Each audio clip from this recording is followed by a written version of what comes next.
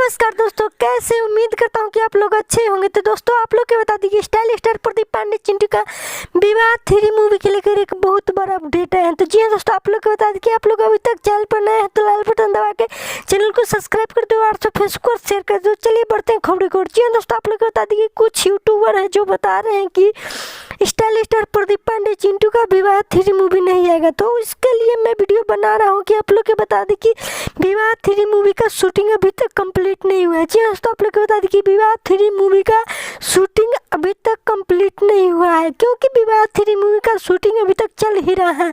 तो आप लोग बता दें कि बहुत जल्द विवाह 3 मूवी के शूटिंग कंप्लीट होने के बाद ऑफिशियल ट्रेलर आप लोग को देखने को मिलेगा। अभी तक ये खुलासा नहीं किया गया है कि किस यूट्यूब चैनल पर विवाह 3 मूवी के ऑफिशियल ट्रेलर देखने को मिलेगा। बस इंतजार है कि कब इसका शूटिंग कंप्लीट हो रहा, आप सबके बीच कब इसका ऑफिशियल ट्रेलर जारी हो।